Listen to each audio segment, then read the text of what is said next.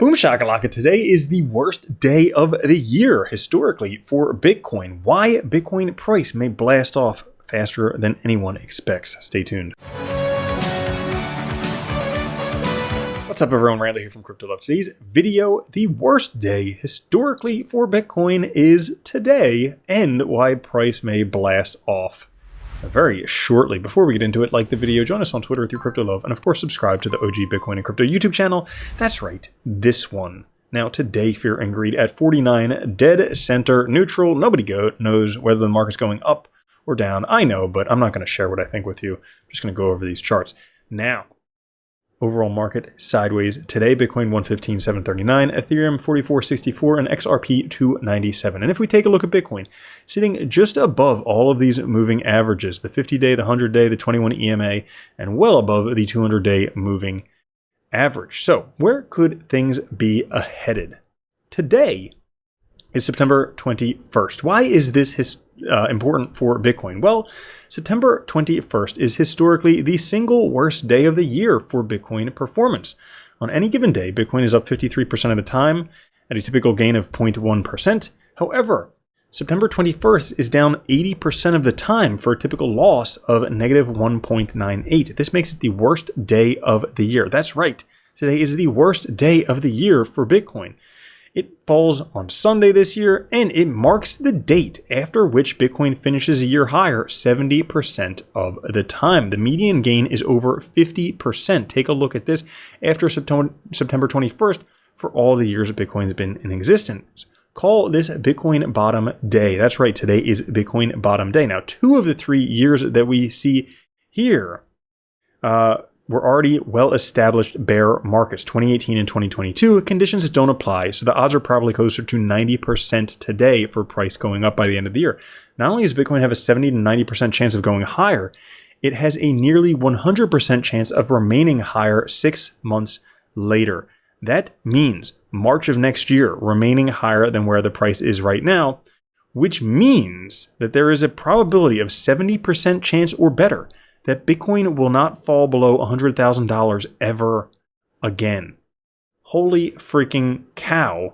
You might want to stock up on some of the scarcest asset that's ever been around. Now, if we take a look on the Bollinger Band's width, they're heavily contracting. You can see the squeeze right here where all these green arrows are. Every time this happens in a bull market, Bitcoin exploded. Take a look at this. From 30,000 to 80,000, and then from 60,000 to 120,000, and then where will this next one go? This time will not be any different. I wonder where we are headed. And for those of you who think that, no, well, the market's topped, it has to top.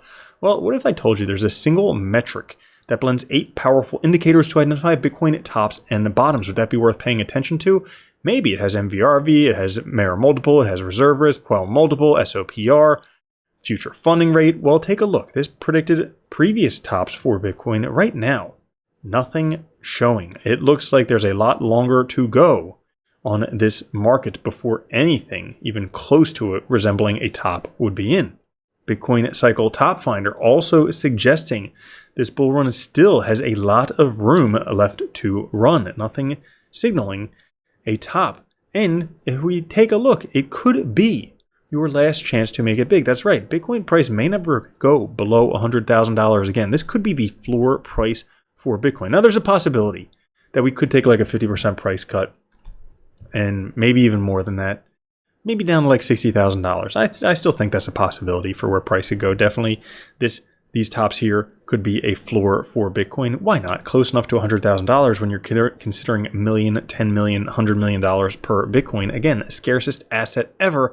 Think toilet paper during COVID. And if Bitcoin just follows what gold has been doing, once it breaks out of this nice parallel channel, well, price rockets off, blow off top coming soon. As a matter of fact, might be coming a lot sooner than anyone's expecting, because while Bitcoin has been tracking global M2 liquidity perfectly, there has been a divergence. Bitcoin has been going sideways while global M2 liquidity has been rising at the steepest levels it has risen in years. It's not too long before Bitcoin catches up with that move. And when that happens, there is going to be a frenzy in the waters. As a matter of fact, Bitcoin potentially could peak $207,000. Fib extensions play a very important role in identifying key support and resistance. Once we enter price discovery, which would be $10,000 more than price is right now, in the previous cycle, Bitcoin peaked exactly at the 3.618 Fib level, 63,000 and change. Now, Bitcoin is trading above the 1.618 Fib level. The next resistance would be the 2.618 at 154,000. And then after that, if Bitcoin manages to break above that, the final major resistance Fib level will be the 3.618 Fib level at $207,000. Now, bearish scenario, 154,000.